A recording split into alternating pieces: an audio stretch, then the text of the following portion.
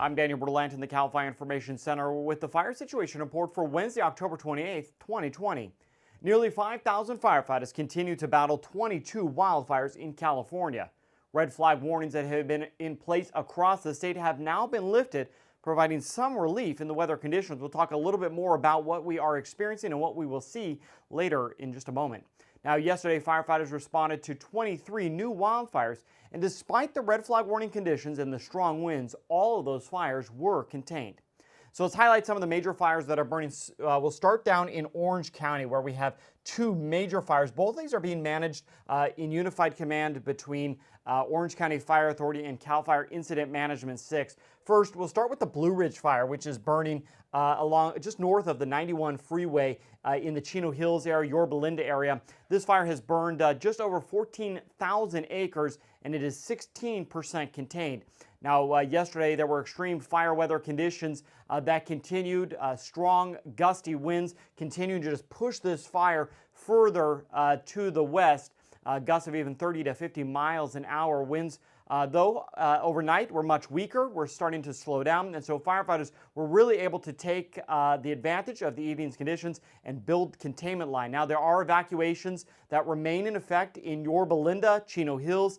Let's take a look at the evacuations according to Orange County Fire. This is at least as of this morning. There are evacuations in place in the Carbon Canyon area, again, Sleepy Hollow, as well as portions just north of the 91 freeway in the Yorba Linda area. Over in San Bernardino County, there's also evacuation. Sleepy Hollow, as I mentioned, is under an evacuation. So you can see here on these maps exactly where those areas, at least as of this morning, crews will continue to determine where evacuations can be lifted here in the near future. Switching over now to the Silverado Fire, also burning in Orange County. This is off of Santiago Canyon Road and Silverado Canyon Road in the Irvine area.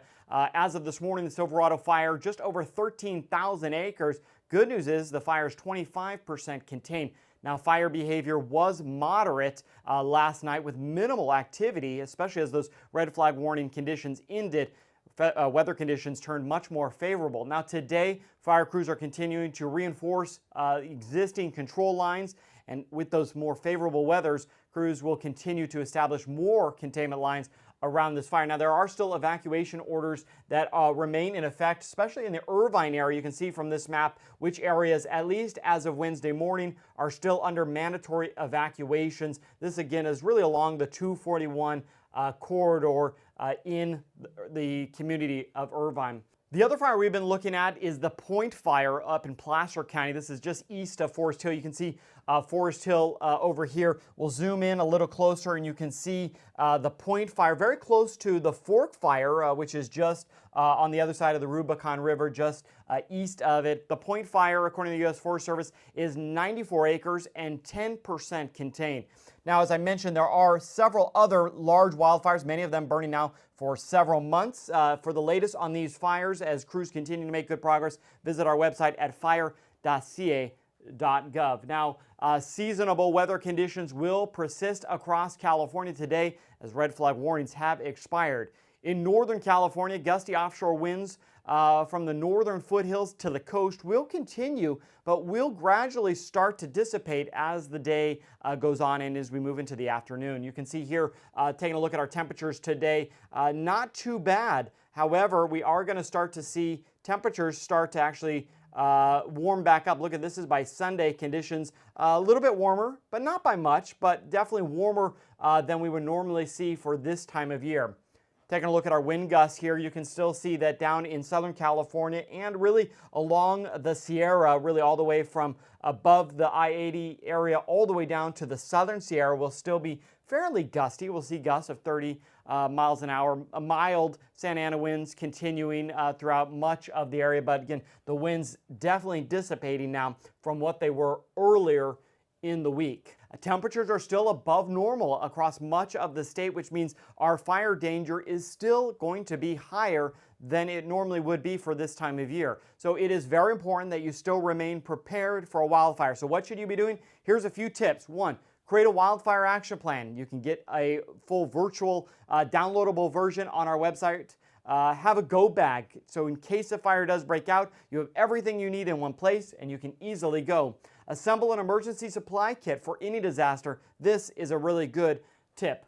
Fill out a family communications plan. Make sure you have contacts all ready to go so you know who to call if you're evacuated and you can quickly make contact with your family members.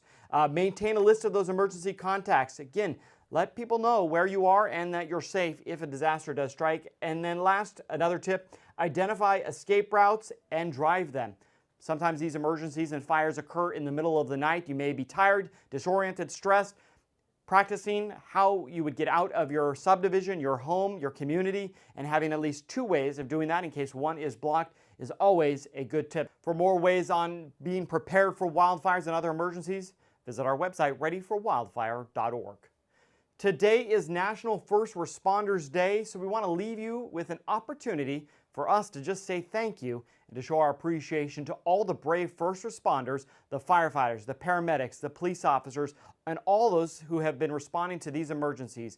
They have displayed an unbelievable amount of selflessness, not only during these challenging times, but really every day. So from all of us, thank you for what you do.